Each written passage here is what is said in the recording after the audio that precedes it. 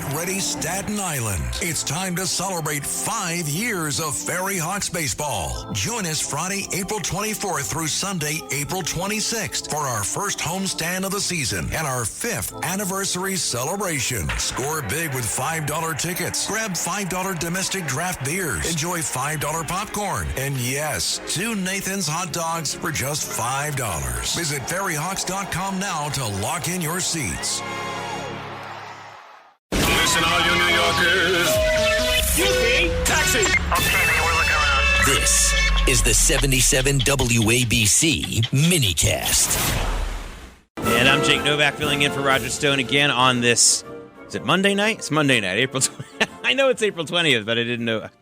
It's been a long weekend, folks. I want to tell you, there's a bunch of breaking news stories. I know you heard just some of them on many of the stations, but I want to get to them, and I'm going to give them to you in descending order. In other words, I'm going to give you what I think is really the top breaking news story right now, the biggest story, and then go down the list. And that means that the order that I'm giving to you is very deliberate on my part, and I'll explain why maybe the story you think is tops is not really tops. But honestly, the top story, and it should be the top story almost every day in America until this war with Iran is really over, not just a ceasefire, is that we have the United States, just yesterday, and now we're still sifting through it, attacked and boarded an Iranian ship that was trying to break the U.S. blockade. And sure enough, on that ship, they found all kinds of chemicals that can be used to propel ballistic missiles.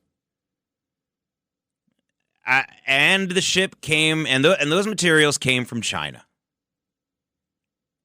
I don't know how many people in America who actually somewhat follow the news, somewhat politically aware, what percentage of them still think that China is not at war with the United States, but they are at war with the United States, and they have been for some time. I would say more than 10 years.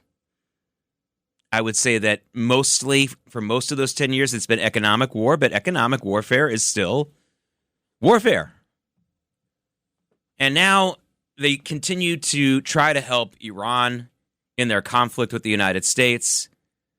A big reason why that F-15 was shot down a couple weeks ago was because of new Chinese radar that was given to them. And this is just another blatant example of what the United States is dealing with in a belligerent country like China.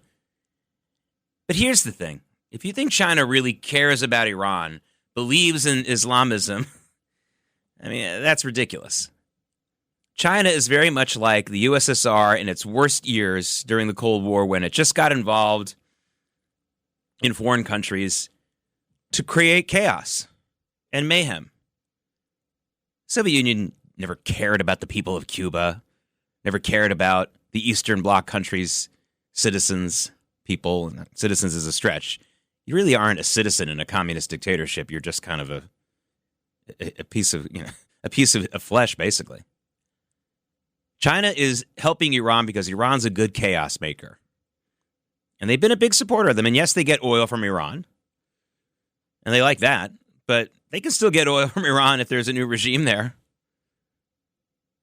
It's just going to be a little bit harder, I guess, because there'll be some sanctions involved that they'll have to deal with. But the point is, China's not really interested in Iran for any humanitarian or ideological reason. They just want to cause havoc. They think the United States should be harassed.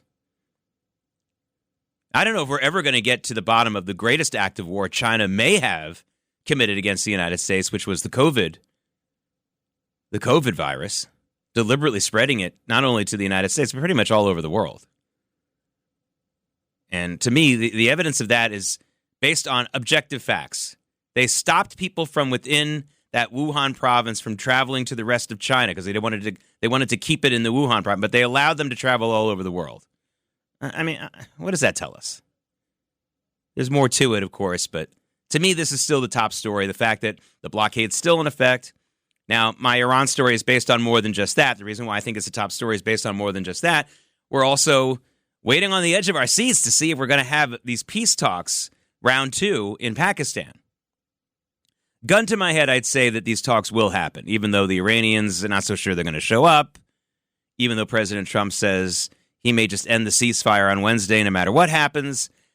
But I think that something will happen because, again, we heard a lot of the same kinds of denials from Iran before the first round of talks, and they did show up. So we'll see.